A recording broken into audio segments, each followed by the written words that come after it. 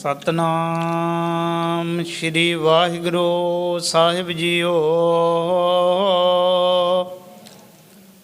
ਅੰਧ ਧੁੰਦ ਵਰਤਿਆ ਜਗ ਮਾਹੀ, ਸੁਧ ਆਤਮੈ ਨਰ ਕੋ ਨਾਹੀ। ਅੰਧ ਧੁੰਦ ਵਰਤਿਆ ਜਗ ਮਾਹੀ, ਸੁਧ ਆਤਮੈ ਨਰ ਕੋ ਨਾਹੀ।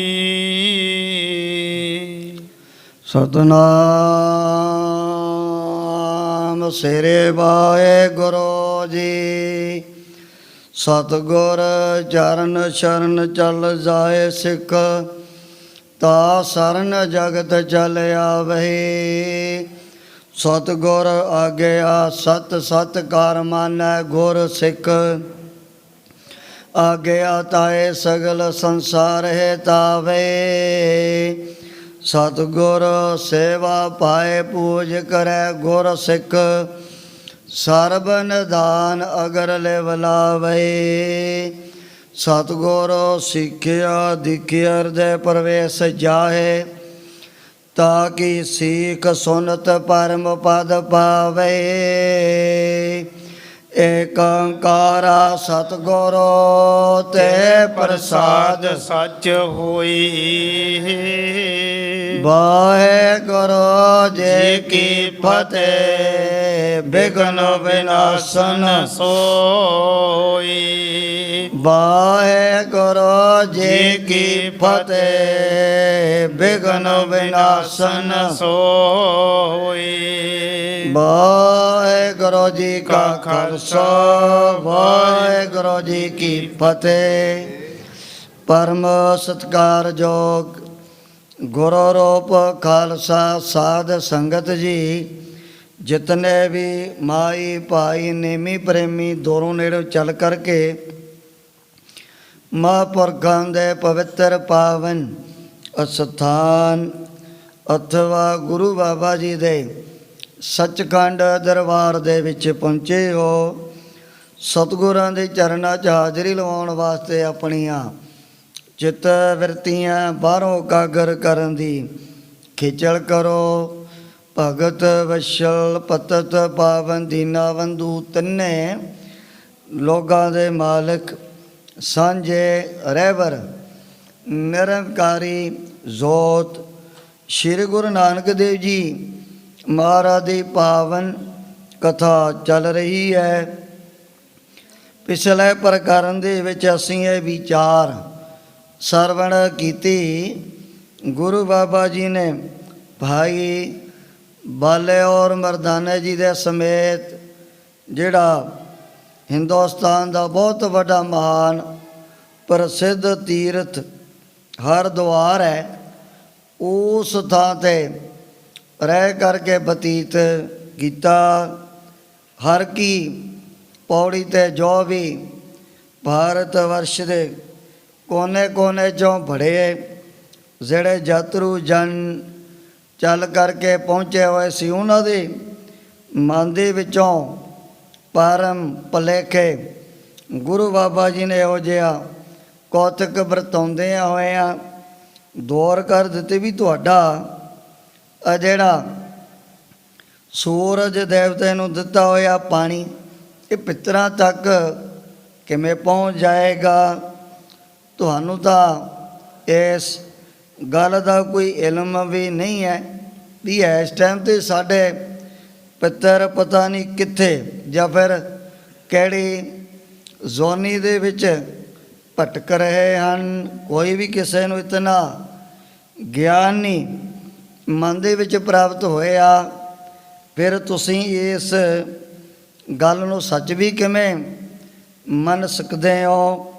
ਸੁਣ ਕਰਕੇ ਉਹਨਾਂ ਨੇ ਉਸੇ ਵਕਤ ਹਿਰਦੇ ਵਿੱਚ ਵਿਚਾਰ ਕਰਕੇ ਦੇ ਲਈ ਵੀ ਠੀਕ ਹੈ, ਸ਼੍ਰੀ ਗੁਰੂ ਨਾਨਕ ਦੇਵ ਜੀ ਮਹਾਰਾਜ ਦੇ ਕੀਤੇ ਹੋਏ ਪ੍ਰਵਚਨ ਬਿਲਕੁਲ ਸੱਚੇ ਹਨ। ਐਸੀ ਤਾਂ ਐਵੇਂ ਸਦੀਆਂ ਤੋਂ ਇਹੋ ਜਿਹੇ ਕਰਮ ਕਾਂਡਾਂ ਔਰ ਬੜੇ ਭਰਮ ਭੁਲੇਖਿਆਂ ਦੇ ਵਿੱਚ ਪੈ ਕਰਕੇ ਭਟਕ ਰਹੇ ਹਾਂ।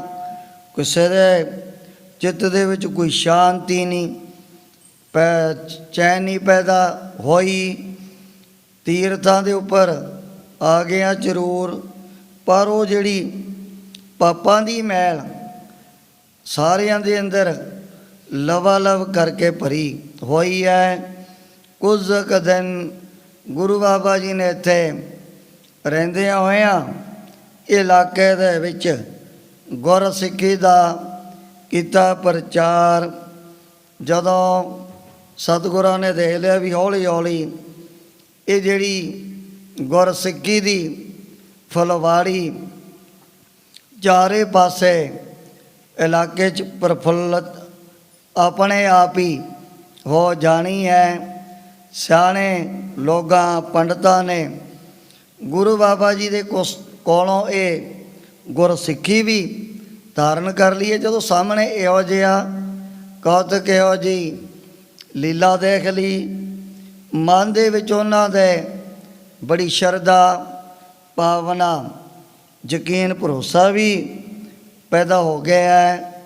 ਇਸ ਥਾਂ ਤੋਂ ਸ਼੍ਰੀ ਗੁਰੂ ਨਾਨਕ ਦੇਵ ਜੀ ਮਹਾਰਾਜ ਚੱਲ ਕਰਕੇ ਉਸ ਮਥੁਰਾ ਦੀ ਧਰਤੀ 'ਤੇ ਪਹੁੰਚੇ, ਜਿਸ ਜਗ੍ਹਾ ਦੇ ਉੱਪਰ द्वापर कृष्ण मुरार कंस गिर तारथ कियो उग्र सैन को राज भय भगत जन दियो। द्वापर युग दे अवतार भगवान कृष्ण जी ने इस धरती नूं भाग लाए सन। जा करके महाराज ने जमुना के किनारे अपना डेरा लगा लिया। उस समय भाई मरदाना जी ने निगाह मारी, का बहुत बड़ा पहाड़ जिहा ये जमुना के किनारे दे नेड़े पता नहीं किमें टिकिया होया।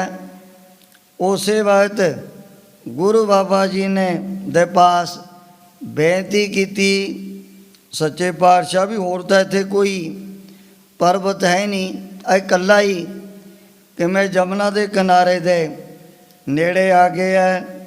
सतगुरु जी ने तरकालदर्शी सर्वग अंतरजामी महाराज ने फिर पहला जेड़ा सारा प्रसंग भाई मरदाना जी के पास दसिया भी जदों सी त्रेते युग का टाइम भगवान रामचंद्र जी ने लंका दे विच जाण वास्ते अपना पुल बनाउणा शुरू किया।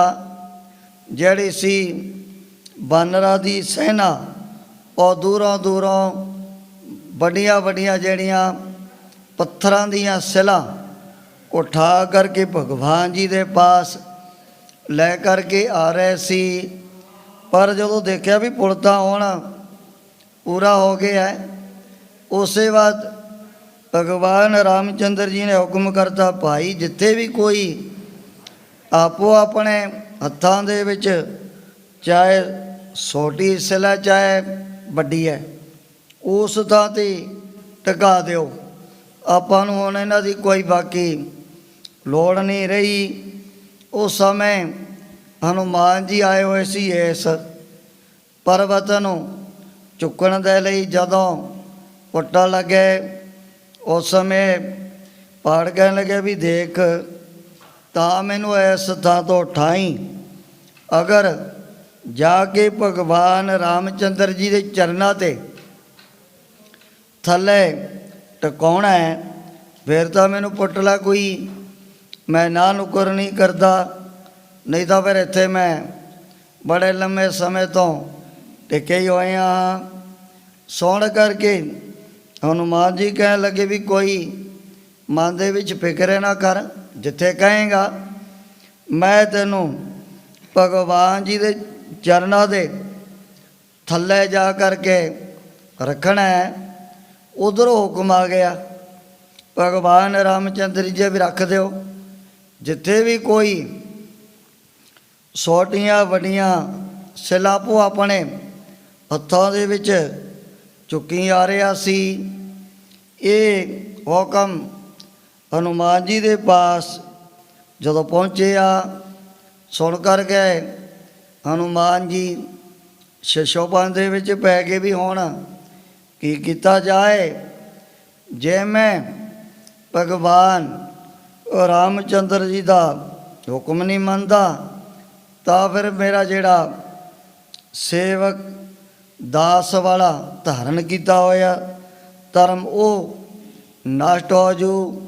ਜੇ ਇਹਨੂੰ ਮੈਂ ਨਹੀਂ ਲੈ ਕੇ ਜਾਂਦਾ ਤਾਂ ਮੇਰਾ ਫਿਰ ਪ੍ਰਾਣ ਟੁੱਟਦਾ ਹੈ। ਉਹ ਸਮੇਂ ਇੱਕ ਸਾਥੀ ਹਨੂਮਾਨ ਜੀ ਦੇ ਪਾਸ ਚੱਲ ਕਰਕੇ ਜਦੋਂ ਆਇਆ, ਇਹਨੇ ਵੀ ਆਪਣੀ ਸਾਰੀ ਵਾਰਤਾ ਉਹਨੂੰ ਦੱਸ ਦਿੱਤੀ ਵੀ ਮੈਂ ਤਾਂ ਹੁਣ ਬੜਾ ਇੱਕ ਸ਼ਸ਼ੋਪਨ ਦੇ ਵਿੱਚ ਬਹਿ ਗਿਆ, ਕੋਈ ਹੱਲ ਨਹੀਂ ਹੁੰਦਾ ਮੇਰੇ ਕੋਲੋਂ, ਕੀ ਕੀਤਾ ਜਾਏ।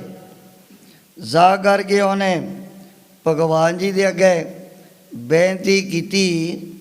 ਸੁਣ ਕਰਕੇ ਕਹਿਣ ਲੱਗੇ ਵੀ ਜਾ ਕੇ ਹਨੂਮਾਨ ਜੀ ਨੂੰ ਕਹਿ ਦਿਓ ਵੀ ਇਸ ਪਰਬਤ ਦੇ ਨਾਲ ਜੋ ਵੀ ਤੇਰਾ ਕੀਤਾ ਹੋਇਆ ਵਾਅਦਾ, ਜੋ ਵੀ ਤੈਂ ਪ੍ਰਣ ਧਾਰਨ ਕੀਤਾ ਇਹਨੂੰ ਅਸੀਂ ਦੁਆਪਰ ਯੁੱਗ ਦੇ ਵਿੱਚ ਪੂਰਾ ਕਰ ਦਿਆਂਗੇ।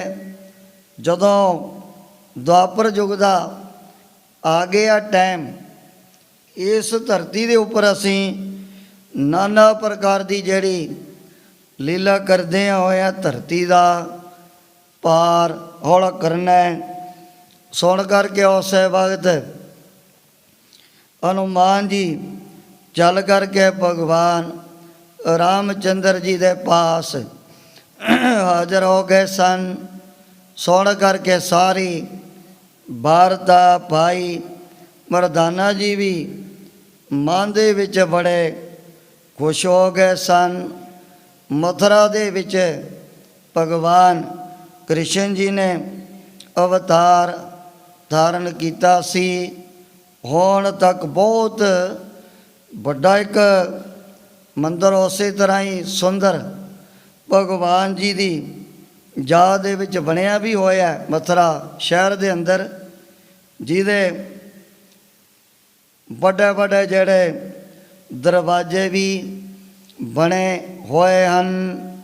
ਦੂਰੋਂ ਦੂਰੋਂ ਜਦੋਂ ਹੁੰਦੇ ਨੇ ਆ ਜਨਮ ਅਸ਼ਟਮੀ ਦੇ ਦਿਨ, ਬੜੇ ਜਿਹੜੇ ਭਗਵਾਨ ਕ੍ਰਿਸ਼ਨ ਜੀ ਦੇ ਉੱਪਰ ਸ਼ਰਧਾ ਭਾਵਨਾ ਰੱਖਣ ਵਾਲੇ ਪ੍ਰੇਮੀ ਆ ਕਰਕੇ ਦਰਸ਼ਨ ਕਰਦੇ ਹਨ। ਪਰ ਉੱਥੇ ਦਰਵਾਜ਼ਿਆਂ ਦੇ ਉੱਪਰ ਪਹਿਰੇ ਹਰ ਵਕਤ ਲੱਗੇ ਰਹਿੰਦੇ ਨੇ। ਆਪਣੇ ਵਰਗੀ ਕੁੱਲ ਤਾਂ ਹੈ ਨਹੀਂ ਵੀ ਸ੍ਰੀ ਹਰਿਮੰਦਰ ਸਾਹਿਬ ਦੇ ਕੋਈ ਜਾਓ, ਕਿਸੇ ਪ੍ਰਕਾਰ ਦੀ ਰੋਕ ਟੋਕ ਨਹੀਂ ਕੀਤੀ ਜਾਂਦੀ। ਜਿਹੜਾ ਵੀ ਕੋਈ ਯਾਤਰੂ ਦਰਸ਼ਨ ਕਰਨ ਵਾਸਤੇ ਜਾਏ ਤੇ ਪਹਿਲਾਂ ਉਹਦੀ ਫਿਰ ਥੋੜ੍ਹੀ ਬਹੁਤੀ ਤਲਾਸ਼ੀ ਜ਼ਰੂਰ ਲਈ ਜਾਂਦੀ ਹੈ। ਬਹੁਤ ਵੱਡਾ ਜਿਹੜਾ ਮੰਦਰ ਭਗਵਾਨ ਕ੍ਰਿਸ਼ਨ ਜੀ ਦੀ ਯਾਦ ਦੇ ਵਿੱਚ ਹੁਣ ਤੱਕ ਮਥੁਰਾ ਸ਼ਹਿਰ ਦੇ ਵਿੱਚ ਬਣਿਆ ਹੋਇਆ ਹੈ। ਬਿੰਦਰਾਵਨ, ਕਈ ਇਹੋ ਜਿਹੇ ਜਿਹੜੇ ਵੱਡੇ ਵੱਡੇ ਸ਼ਹਿਰ ਜਿੱਥੇ ਜਿੱਥੇ ਵੀ ਭਗਵਾਨ ਕ੍ਰਿਸ਼ਨ ਜੀ ਨੇ ਆਪਣੇ ਜੀਵਨ ਦੌਰਾਨ ਬੜੇ ਕੌਤਕ ਵਰਤਾਏ। ਬਿੰਦਰਾਵਨ ਦੇ ਵਿੱਚ ਵੀ ਬਹੁਤ ਵੱਡੇ ਵੱਡੇ ਜਿਹੜੇ ਮੰਦਰ ਉਸੇ ਤਰ੍ਹਾਂ ਸ਼ਸ਼ੋਭਤ ਹਨ। ਇਤਿਹਾਸਕ ਪ੍ਰਸੰਗ ਪਿੱਛੇ ਆਇਆ। ਅੱਗੇ ਜਿਸ ਪ੍ਰਕਾਰ ਸਤਿਗੁਰਾਂ ਦੀ ਪਵਿੱਤਰ ਪਾਵਨ ਕਥਾ ਦੇ ਤਾਈਂ ਗ੍ਰੰਥ ਕਰਤਾ ਭਾਈ ਸਾਹਿਬ ਭਾਈ ਸੰਤੋਖ ਸਿੰਘ ਜੀ ਉਚਾਰਨ ਕਰਦੇ ਨੇ। ਆਪਣੇ ਮਨਾਂ ਨੂੰ ਇਕਾਗਰ ਕਰਦੇ ਹੋਏ ਆਲਸ ਤੋਂ ਸਾਵਧਾਨ ਹੋ ਕਰਕੇ ਆਖੋ ਸਤਨਾਮ ਸ੍ਰੀ ਵਾਹਿਗੁਰੂ ਜੀ। ਸਤਨਾਮ ਸ਼੍ਰੀ ਵਾਹਿਗੁਰੂ ਜੀ।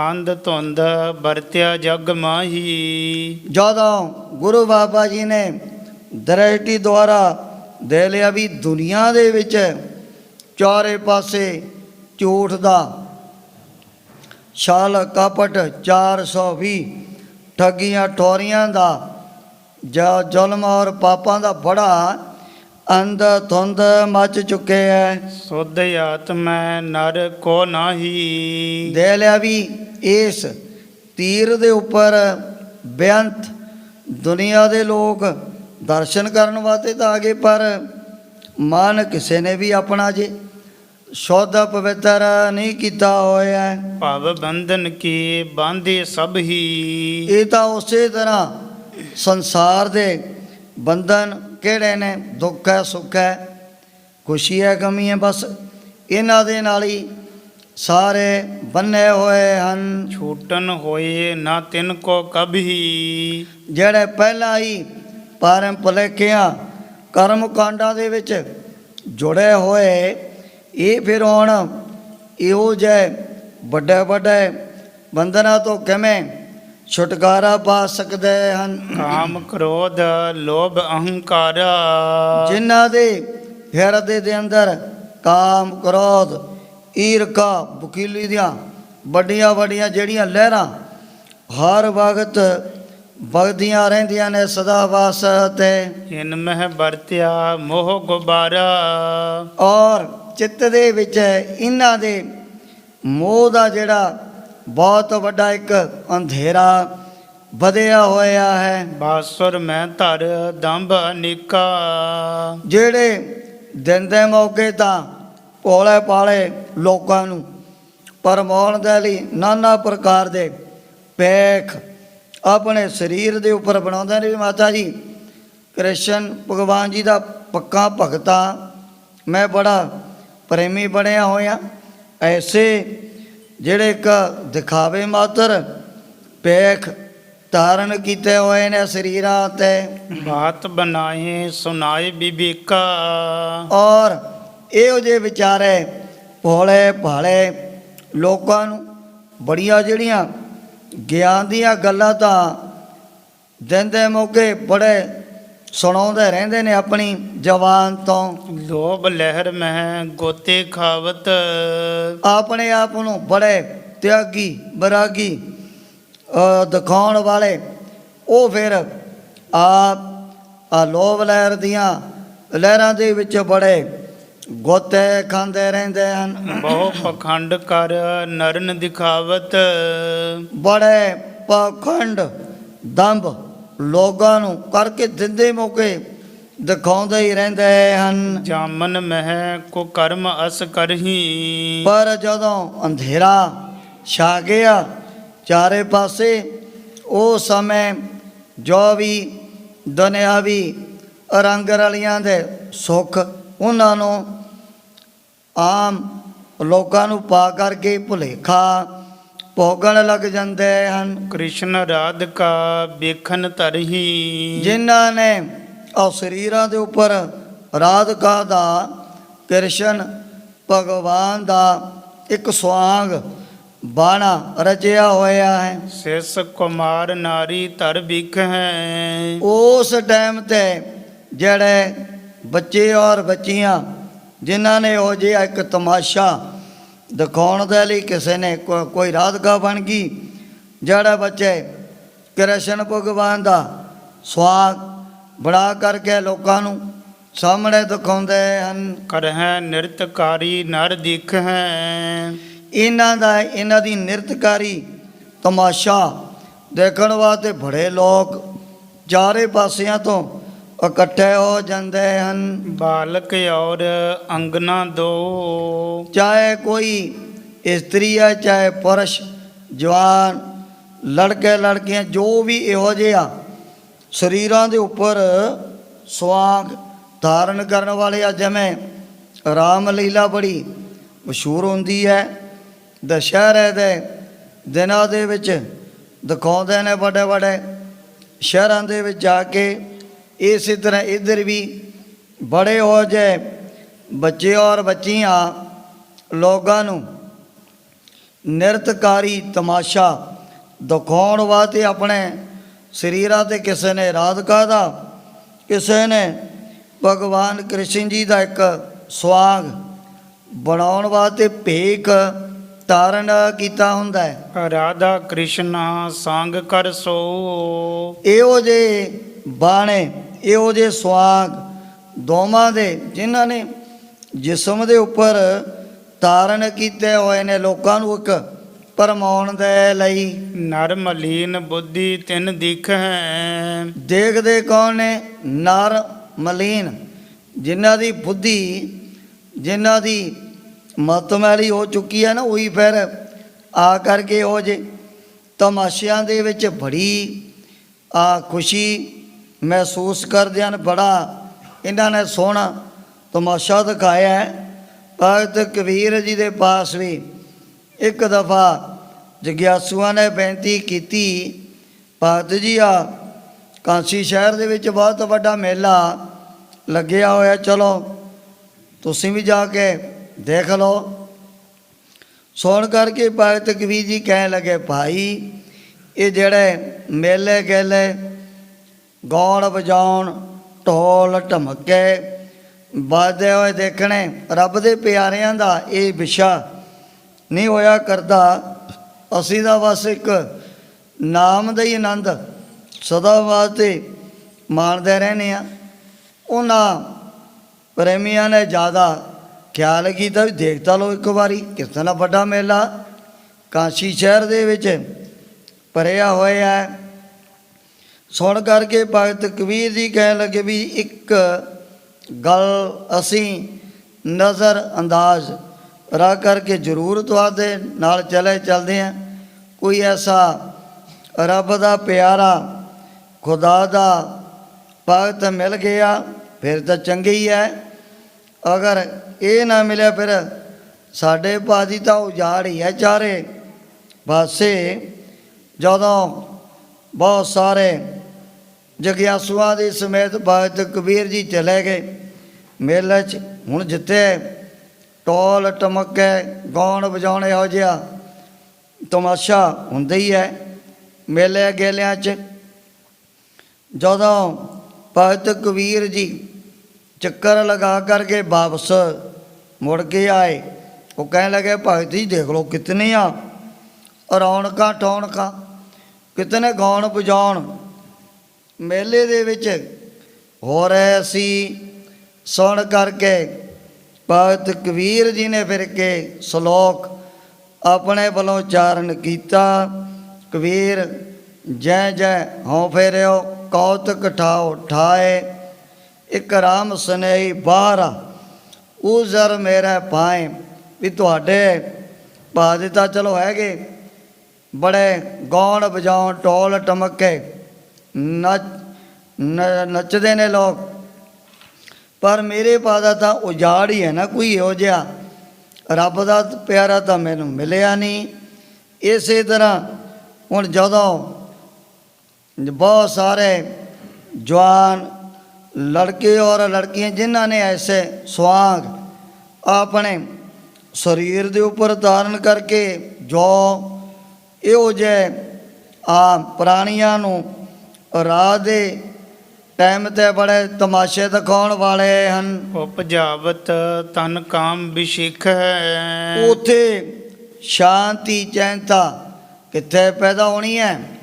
ਮਨਾਂ ਦੇ ਵਿੱਚ ਬਣੀਆਂ ਹੋਈਆਂ ਇਹੋ ਜਿਹੀਆਂ ਦੇ ਦੇ ਕਰਕੇ ਜਿਹੜੀਆਂ ਖੋਟੀਆਂ ਬਾਸ਼ਨਾਮਾ ਬਦਲਣ ਲੱਗ ਜਾਂਦੀਆਂ ਹਨ। ਦੋਹਰਾ ਸ਼੍ਰੀ ਨਾਨਕ ਸਭ ਜਾਨ ਕੀ ਤਬ ਰਬਾਬ ਬਜਵਾਈ। ਜਦੋਂ ਸ਼੍ਰੀ ਗੁਰੂ ਨਾਨਕ ਦੇਵ ਜੀ ਮਹਾਰਾਜ ਨੇ ਵੈਸੇ ਤਾਂ ਸਾਰੀ ਦੁਨੀਆ ਦੇ ਲੋਕਾਂ ਦੇ ਮਨਾਂ ਦੇ ਜੋ ਵੀ ਹਾਲਾਤ ਬਣ ਚੁੱਕੇ ਸਨ ਉਹਨਾਂ ਨੂੰ ਅਨੁਭਵ ਕਰਦਿਆਂ ਹੋਇਆ ਗੁਰੂ ਬਾਬਾ ਜੀ ਨੇ ਇੱਕ ਸ਼ਬਦ ਉਚਾਰਨ ਕੀਤਾ। ਸ਼ਬਦ ਉਚਾਰਿਓ ਰਾਗ ਸੋ ਰਾਮ ਕਲੀ ਮਹਿਗਾਈ। ਭਾਈ ਮਰਦਾਨਾ ਜੀ ਨੂੰ ਹੁਕਮ ਹੋਇਆ ਵੀ ਆਪਣਾ ਰਬਾਬ ਸੰਭਾਲ।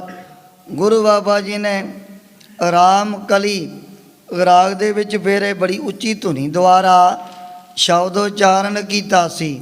ਰਾਮ ਕਲੀ ਮਹੱਲਾ ਪਹਿਲਾ ਅਸ਼ਟਪਦੀਆਂ ਇੱਕ ਓੰਕਾਰ ਸਤਿਗੁਰ ਪ੍ਰਸਾਦ। ਸਤਿਗੁਰੂ ਜੀ ਨੇ ਇਹ ਜਿਹੜਾ ਸ਼ਬਦ ਅਸ਼ਟਪਦੀਆਂ ਵੀ ਜਿਸ ਸ਼ਬਦ ਹੁੰਦੇ ਨੇ 8 ਪਦੇ ਅਸ਼ਟਪਦੀਆਂ ਭਾਵ 8 ਪਦਾਂ ਵਾਲਾ ਸ਼ਬਦ ਉੱਥੋਂ ਦੇ ਰਹਿਣ ਵਾਲੇ ਲੋਕਾਂ ਨੂੰ ਸੁਣਾਇਆ।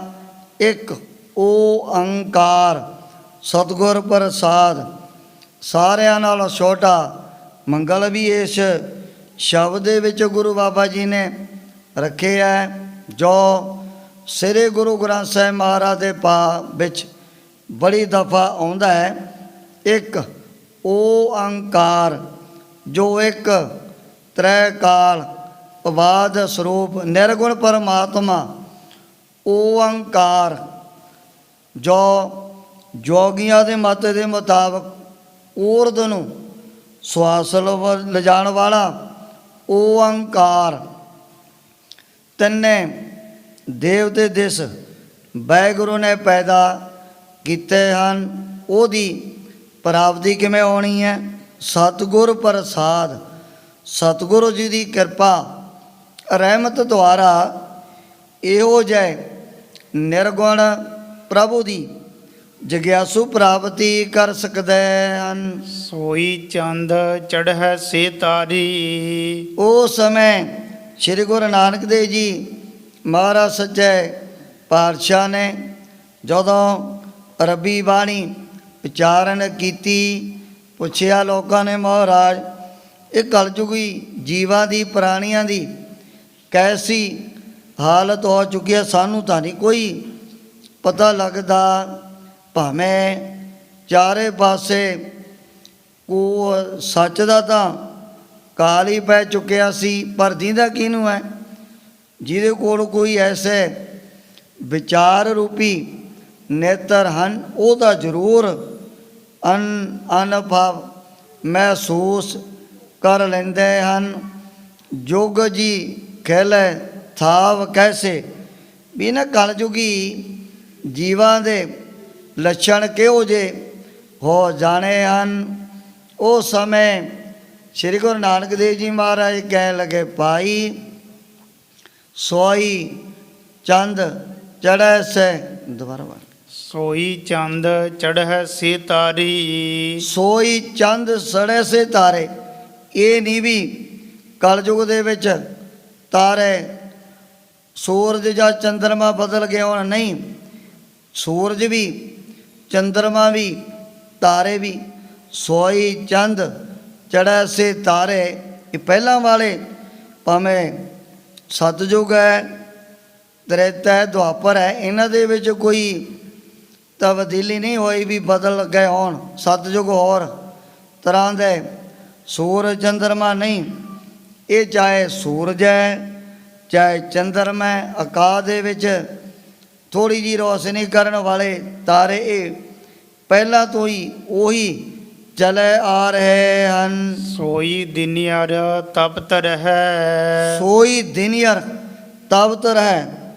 ਦਿਨ ਦੇ ਮੌਕੇ ਬੜੀ ਗਰਮੀ, ਬੜੀ ਔਰ ਰੋਸ਼ਨੀ ਨੂੰ ਦੇਣ ਵਾਲਾ ਸੂਰਜ ਉਹੀ ਹੈ, ਸਤਿਯੁਗ ਦੇ ਵਿੱਚ ਉਹੀ, ਔਰ ਤ੍ਰੇਤੇ ਦੁਆਪਰ ਕਲਯੁਗ ਦੇ ਵਿੱਚ ਵੀ ਉਹੀ ਸੂਰਜ ਆਪਣੀ ਰੋਸ਼ਨੀ ਦਿੰਦਾ ਸਾਰੇ ਲੋਕਾਂ ਨੂੰ। ਸਾ ਧਰਤੀ ਸੋ ਪੌਣ ਚੁਲਾਰੀ। ਧਰਤੀ ਦੇ ਵਿੱਚ ਕੋਈ ਫਰਕ ਨਹੀਂ ਆਇਆ। ਸਾ ਧਰਤੀ ਸੇ ਪੌਣ ਚੁਲਾਰੇ, ਜਿਹੜੀ ਹਵਾ ਚੁਲਾਰੇ ਦੇ ਰਹੀ ਹੈ, ਇਹਦੇ ਵਿੱਚ ਕੋਈ ਫਰਕ ਨਹੀਂ ਪਿਆ ਹੈ। ਜੋਗ ਜੀ ਖੇਲੇ ਥਾਵ ਕੈਸੀ। ਜੋਗ ਜੀ ਖੇਲੇ ਥਾਵ ਕੈਸੇ। ਜੋਗ ਜੀ ਵੀ ਕਲਯੁਗ ਦੇ ਵਿੱਚ ਇਹੋ ਜਿਹੀਆਂ ਖੋਟੀਆਂ ਵਾਸ਼ਨਾਵਾਂ ਪੈਦਾ ਹੋਣ ਦੇ ਕਾਰਨ ਥਾਵ ਕੈਸੇ, ਜਿਹੜਾ ਆਤਮਾ ਸਰੂਪ ਉਹਦੇ ਵਿੱਚ ਥਾਂ ਕਿਵੇਂ ਪ੍ਰਾਪਤ ਕਰ ਸਕਦੇ ਹਨ। ਜੀਵਨ ਤਲਬ ਨਿਵਾਰ। ਜੀਵਨ ਤਲਬ ਨਿਵਾਰ, ਜਿਨ੍ਹਾਂ ਨੇ ਆਪਣੇ ਮਨ ਦੇ ਵਿੱਚੋਂ ਤਲਬ ਤੋਂ ਭਾਵ ਇਹੋ ਜਿਹੀਆਂ ਇੱਛਾ, ਇਹੋ ਜਿਹੀਆਂ ਕਾਮਨਾਵਾਂ ਦਾ ਸਦਾਵਾਤੇ ਤਿਆਗ ਕੀਤਾ ਹੋਇਆ। ਹੋਵੇ ਪਰਵਾਣਾ ਕਰੈ ਤਿੰਗਾਣਾ।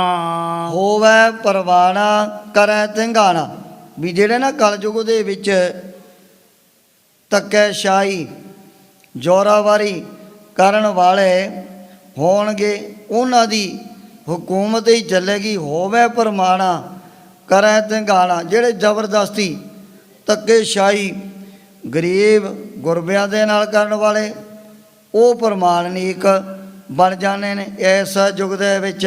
ਕਲ ਲਖਨ ਵਿਚਾਰ ਰਹਾਓ। ਕਾਲ ਲਖਣ ਵਿਚਾਰ ਕਲ ਯੁਗ ਦੇ ਸਮੇਂ ਦੀਆਂ ਇਹੀ ਨਿਸ਼ਾਨੀਆਂ ਨੇ, ਇਹੀ ਗੁਣ ਨੇ ਵੀ ਇਹਨਾਂ ਦੇ ਮਨਾਂ ਦੀ ਜਿਹੜੀ ਦਸ਼ਾਈ ਬਦਲ ਜਾਣੀ ਹੈ। ਕਿਤੈ ਦੇਸ਼ ਨਾ ਆਇਆ ਸੁਣੀਐ। ਗੁਰੂ ਬਾਬਾ ਜੀ ਕਹਿਣ ਲੱਗੇ ਵੀ ਕਲਯੁਗ ਕਿਤੇ ਦੇਸ ਨਾ ਆਇਆ ਸੁਣੀਏ। ਕਿਸੇ ਖਾਸ ਇਲਾਕੇ ਸ਼ਹਿਰ ਨਗਰ ਦੇ ਵਿੱਚ ਉਹਨੇ ਆਪਣੇ ਡੇਰੇ ਨਹੀਂ ਲਗਾਏ ਵੀ ਫਲਾਣੀ ਥਾਂ ਤੇ। ਕਲਯੁਗ ਨੇ ਆਪਣਾ ਬਹੁਤ ਵੱਡਾ ਮਹਿਲ ਪਾਇਆ ਹੋਇਆ। ਤੀਰਥ ਪਾਸ ਨਾ ਬੈਠਾ। ਤੀਰਥ ਪਾਸ ਨਾ ਬੈਠਾ ਨਾ ਕੋਲ ਕਲਯੁਗ ਨੇ ਆਪਣਾ ਕੋਈ ਰਹਿਣ ਸਹਿਣ ਦਾ ਪ੍ਰਬੰਧ ਵੱਡੇ ਵੱਡੇ ਤੀਰਥਾਂ ਦੇ ਉੱਪਰ ਵੀ ਨਹੀਂ ਕੀਤਾ ਹੋਇਆ।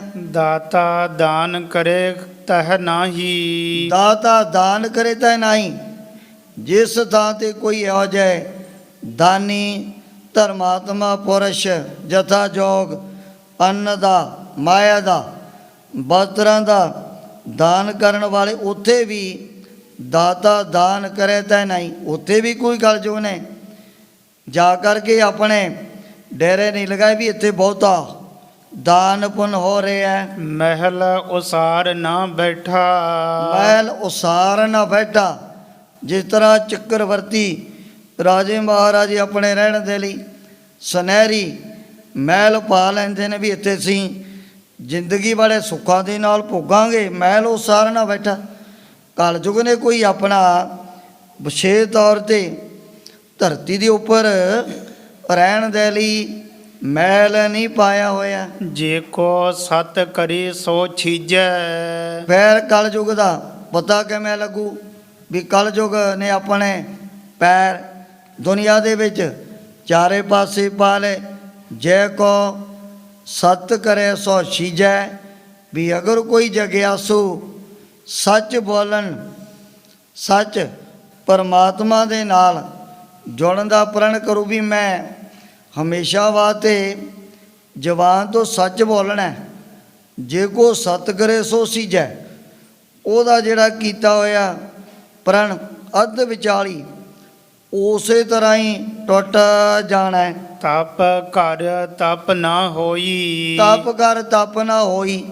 ਨਾ ਫਿਰ ਜਗਿਆ ਸਾਧੂਆਂ ਮਹਾਤਮਾ ਨੇ ਕੋਈ ਕਲਯੁਗ ਦੇ ਵਿੱਚ ਜ਼ਿਆਦਾ ਤਪੱਸਿਆ ਵੀ ਨਹੀਂ ਕਰਨੀ ਹੈ। ਜੇ ਕੋ ਨਾਉ ਲਏ ਬਦਨਾਵੀ। ਜੇ ਕੋ ਨਾਉ ਲੈ ਬਦਨਾਵੀ ਅਗਰ ਕੋਈ ਐਸਾ ਪਰਮਾਤਮਾ ਦਾ ਪਿਆਰਾ ਭਗਤ ਜਨ ਭਗਤੀ ਕਰਨ ਲੱਗ ਪਿਆ, ਜੇ ਕੋ ਨਾਉ ਲੈ ਬਦਨਾਵੀ ਉਹਦੀ ਫਿਰ ਚਾਰੇ ਪਾਸੇ ਬੜੀ ਬਦਨਾਮੀ। ਲੋਕ ਕਹਿਣਗੇ ਵੀ ਤਾਂ ਐਵੇਂ ਕਮਲਾ ਹੋਇਆ ਫਿਰਦਾ ਹੈ, ਇਹਨੂੰ ਤਾਂ ਪੋਰਾ ਪਰ ਅਕਲ ਹੀ ਨਹੀਂ ਆਈ ਹੁਣ ਤੱਕ, ਚਿੱਟਾ ਦਾੜਾ ਹੋ ਗਿਆ।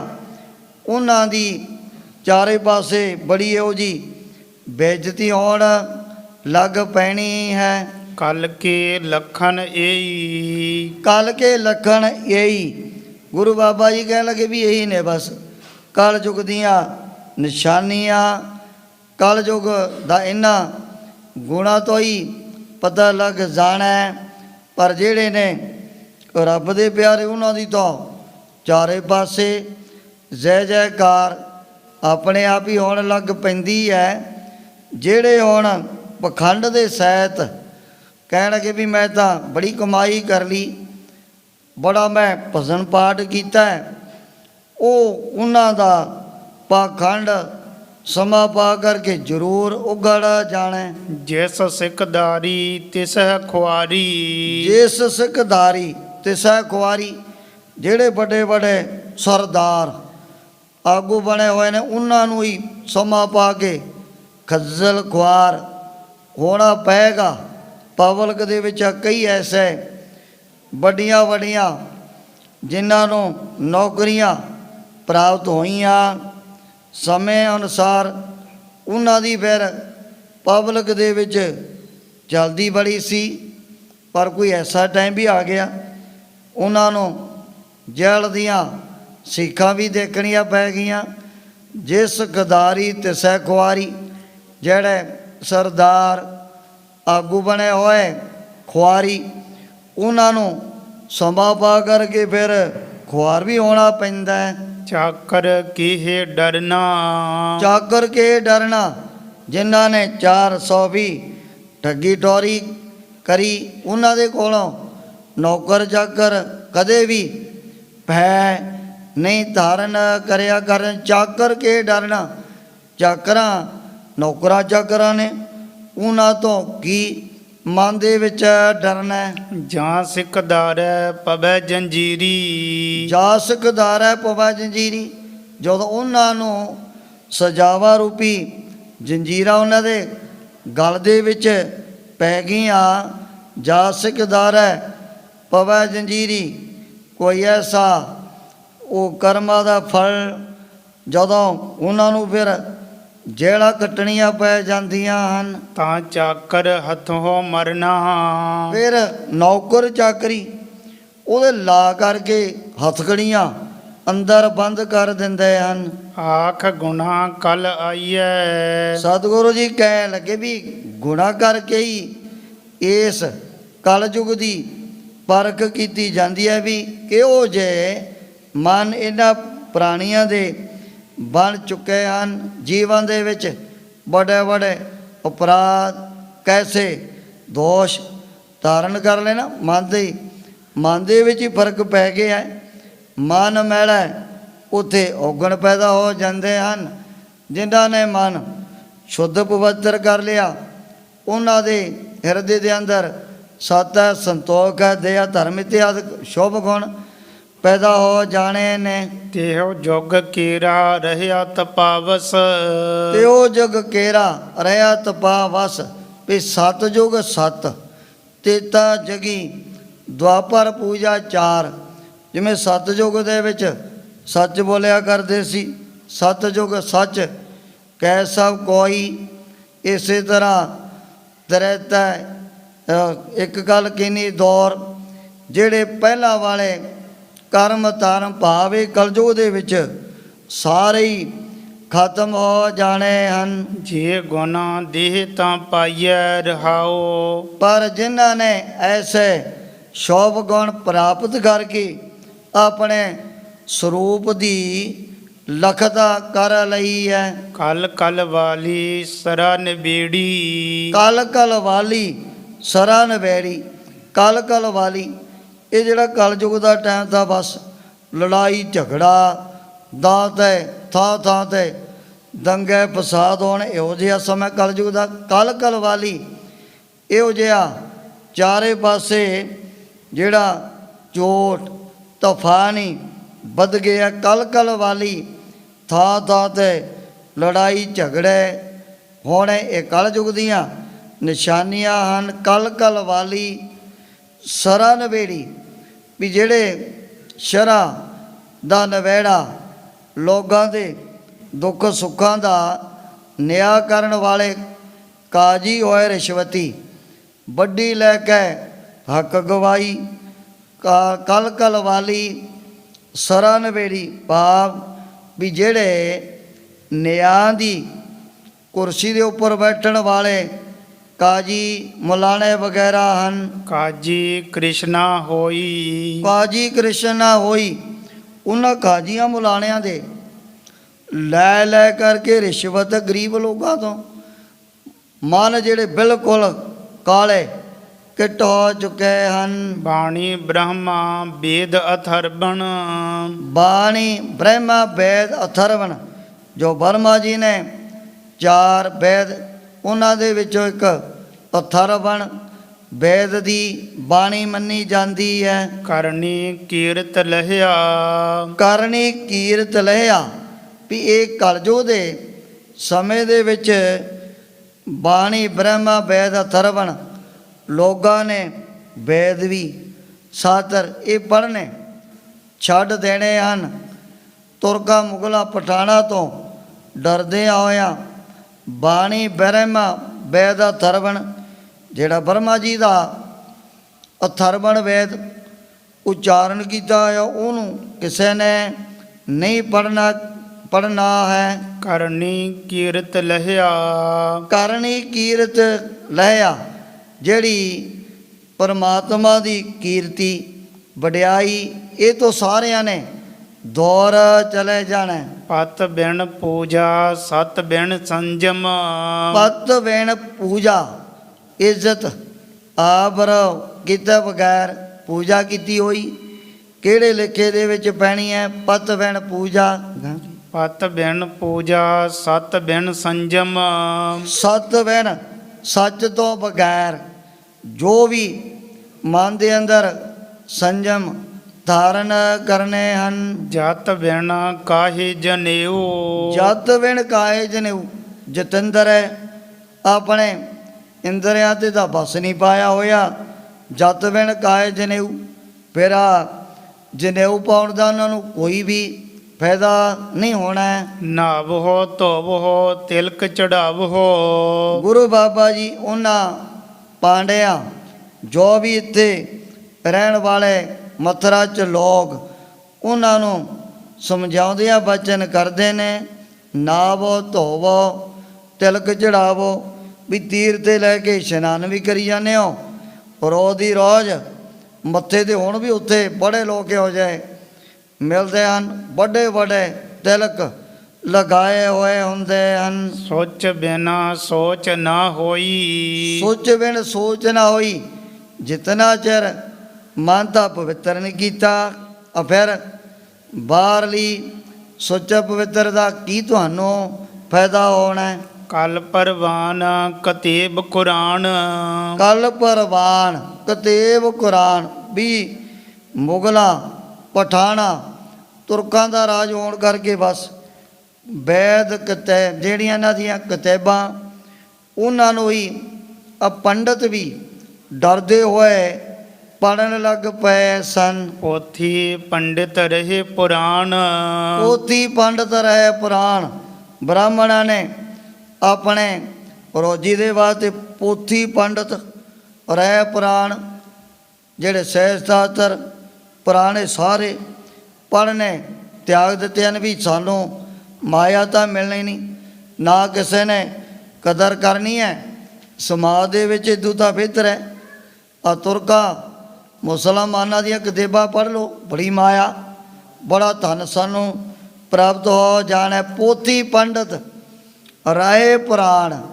ਪੁਰਾਣ ਵੀ ਸਿਮਰਤੀਆਂ ਇਹਨਾਂ ਨੇ ਪੜ੍ਹਨੀਆਂ ਹੀ ਤਿਆਗ ਦਿੱਤੀਆਂ। ਨਾਨਕ ਨਾਉ ਭਇਆ ਰਹਿਮਾਨ, ਨਾਨਕ ਨਾਉ ਪਿਆ ਰਹਿਮਾਨ, ਗੁਰੂ ਬਾਬਾ ਜੀ ਫਰਮਾਨ ਕਰਦੇ ਨੇ, ਨਾਨਕ ਨਾਉ ਪਿਆ ਰਹਿਮਾਨ, ਵੀ ਜਿਹੜੇ ਰਹਿਮਾਨ ਨਰਮ ਦਿਲ ਹੋ ਕਰਕੇ ਖੁਦਾ ਦਾ ਹੀ ਬਸ ਇਹਨਾਂ ਨੇ ਨਾਮ ਜਪਣਾ ਸ਼ੁਰੂ ਕੀਤਾ ਹੋਇਆ। ਕਰ ਕਰਤਾ ਤੂੰ ਏਕੋ ਜਾਣ, ਕਰ ਕਰਤਾ ਤੂੰ ਏਕੋ ਜਾਣ, ਐ ਪਰਮਾਤਮਾ ਐ ਮੇਰੇ ਵਾਹਿਗੁਰੂ, ਕਰ ਕਰਤਾ ਤੂੰ ਏਕੋ ਜਾਣ, ਵੀ ਅਸੀਂ ਤਾਂ ਚਾਹੇ ਕੋਈ ਹਿੰਦੂ ਹੈ ਚਾਹੇ ਮੁਸਲਮਾਨ ਹੈ, ਕਰ ਕਰਤਾ ਤੂੰ ਏਕੋ ਜਾਣ, ਜਿਹੜਾ ਸਾਰਿਆਂ ਨੂੰ ਪੈਦਾ ਕਰਨ ਵਾਲਾ ਨਿਰਗੁਣ ਪਰਮਾਤਮਾ, ਕਰ ਕਰਤਾ ਤੂੰ ਏਕੋ ਜਾਣ, ਅਸੀਂ ਤਾਂ ਇੱਕੋ ਹੀ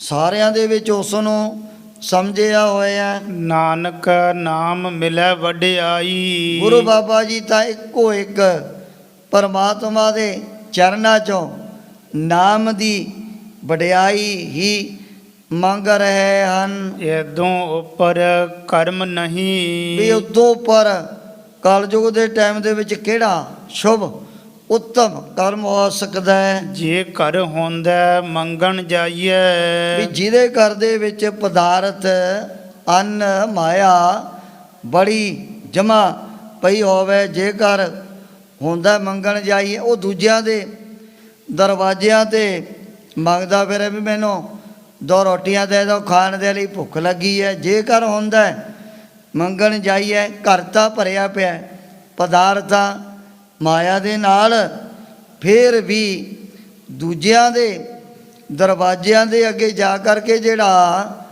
ਹੱਥ ਅੱਡਦਾ ਹੈ, ਫਿਰ ਉਹ ਲਾਮਾ ਮਿਲੈ ਤਹੀ। ਉਹਨੂੰ ਫਿਰ ਲੋਕਾਂ ਨੇ ਮੈਨੇ ਤਾਣੇ ਹੀ ਮਾਰਨੇ ਆ ਵੀ ਘਰ ਦੇ ਵਿੱਚ ਘਾਟਾ ਨਹੀਂ, ਫਿਰ ਵੀ ਉਹ ਰੈਕ ਦੇ ਅੱਗੇ ਆ 2 ਰੋਟੀਆਂ ਮੰਗਦਾ ਫਿਰਦਾ ਹੈ। ਚੌਪਈ ਉੱਚੇ ਸੁਰ ਸੋਂ ਸ਼ਬਦ ਬਸਾਇਓ।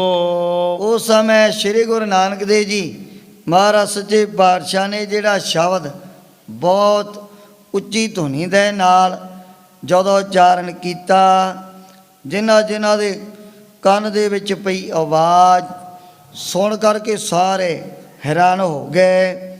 ਹੁਣ ਜਿਸ ਪ੍ਰਕਾਰ ਇਹਨਾਂ ਨੇ ਵੀ ਗੁਰੂ ਬਾਬਾ ਜੀ ਦੇ ਪਾਸ ਆਪਣੇ ਵੱਲੋਂ ਬੇਨਤੀ ਕਰਨੀ ਹੈ, ਉਸ ਪ੍ਰਸੰਗ ਦੀ ਵਿਚਾਰ ਅੱਗੇ ਕੀਤੀ ਜਾਏਗੀ। ਇਉਂ ਸ੍ਰੀ ਗੁਰੂ ਨਾਨਕ ਦੇਵ ਜੀ ਮਹਾਰਾਜ ਗੁਰਤਾ ਗੱਦੀ 'ਤੇ ਵਿਰਾਜਮਾਨ ਹੋ ਕੇ ਆਪਣੇ ਪਵਿੱਤਰ ਉਪਦੇਸ਼ ਅਤੇ ਦਰਸ਼ਨਾਂ ਦੁਆਰਾ ਬੜ ਭਾਗੇ ਗੁਰ ਸਿੱਖ ਤਾਈ ਨੇ ਹਾਲ ਕਰ ਰਹੇ ਨੇ। ਉੱਚੇ ਸੁਰ ਸੋਂ ਸ਼ਬਦ ਬਸਾਇਓ। ਰਾਮ ਕਲੀ ਸੋ ਰਾਗ ਮਹਿ ਗਾਇਓ। ਉੱਚੇ ਸੁਰ ਸੋਂ ਸ਼ਬਦ ਬਸਾਇਓ। ਰਾਮ ਕਲੀ ਸੋ ਰਾਗ ਮਹਿ ਗਾਇਓ। हे चौथ हे पार ब्रह्म अविनाशी ਅਗਨਾਸ। हे पूर्ण हे